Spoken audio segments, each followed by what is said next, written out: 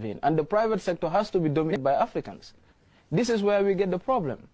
Our governments in Africa don't control the core of the African economy.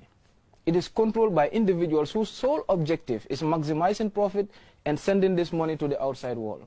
So that makes it very difficult for us as a nation to be able to solve certain societal problems, because they don't want us to spend more on public issues. And that is where our development lies. How do we make sure that we change the education system? How do we make sure that we read books that entails the African value, the African reality, the African history? But if we do not have all this in place, it makes it very, very difficult for us. So that is exactly what we are saying. So you're saying that school-going children now should be taught in the local language and all of that? Yes. And now, local language in the parliament. Is it not too late? Is it too late? It is not too late. Okay. English, for instance, it is today our official language. Not so. English is not a traditional language in the Gambia. It was programmed and it developed to where it is today. Isn't it not time?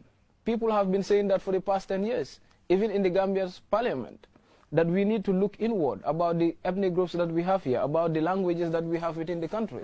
We have seen Swahili in East Africa now being recognized as official language. You know, so that is exactly where we need to look into. We have other languages in the Gambia where almost every part of the Gambia speaks. Why can't we look into one or two among these languages, adapt it as an official language? Trying to preach the same language, trying to teach children using the same language. Because let me tell you this. If you go to school, you're reading English from grade 1 to grade 12. You're being taught how to count. You're being taught how to speak English when you already have a language in which you understand all those things. So wasn't it going to be easy for you to use 6 years of those periods learning about a particular skill, let's say leadership, let's say politics, let us talk about entrepreneurship, let us talk about agriculture and etc. These are areas where people need to understand and people have to be equipped in. Okay, so you're saying that skills should be taught at an early age. Exactly. Yeah, introduced at maybe grade 6 or something. That is how you realize the talents of individuals. I'm sorry to say, but here in the Gambia, people live and die without realizing their talent. And it happens to almost all other African countries. Isn't it not time for us to have mechanisms where we can easily identify the skills of individuals at a very young age and tailor it in a way that it will be productive for the society? That is true, but sometimes if you look at public schools, how many students are in one class? And how can that teacher really know the learning styles of each and every child in that particular classroom? That is also a constraint. Now, let us see this. In the Western world that imposes this education system with us, there is no school that doesn't have career counseling. Each student have an opportunity to meet an individual who coach them based on their careers and talents. Sure. So how comes we are taking this bad style of teaching and education system from them and not seeing the actual things that they are doing?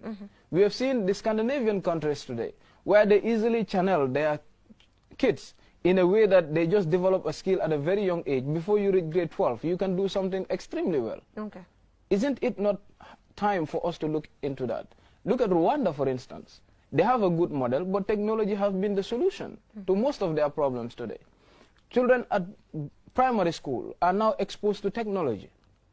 That is where we need to look into, because this is the 21st century. We cannot develop in the absence of technology. So are you trying to say that we did take the education system from the West, but we are not really implementing it the way they're implementing theirs? Is that what you're saying? The problem is they give us a good model, and we never have chance. They give us a bad model, and we never have chance to correct it. Okay. So what we need to do is, how do we correct it? This is not the education system that they're having in the West. How comes they introduce this to us and then adopt a different thing? Isn't it time for us to look into that? Okay, but so are you trying to say that they gave us an education system, but we are not implementing it the way they are implementing it in their countries? They gave us exactly what we are implementing. Okay. They gave us exactly what we are implementing, because they understand that in order to dominate us, the education system must be defeated.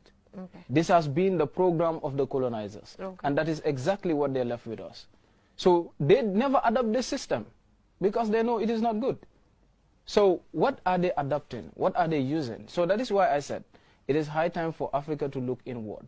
Look into what is working in different African countries and then try to adapt that as a style.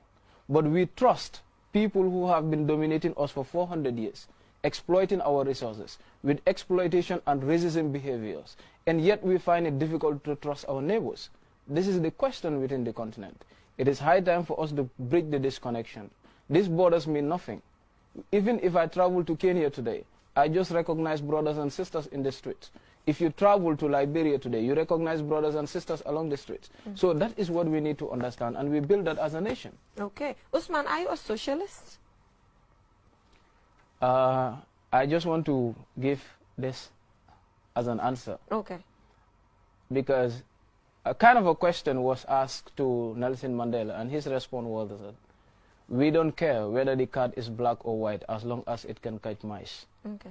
So socialist, capitalist, communist, what I believe is an African model that is going to work for the African continent. Okay, so you don't have a specific ideology that you're following? Because all these ideologies are borrowed. Okay. Isn't it high time for us to think about what works in Africa? Okay. If a socialist can be put in an African model, a socialist system that entails the African reality, the African development agenda, and things that can make it work for us, why not we go for it? Okay, so that is why I'm asking, are you one?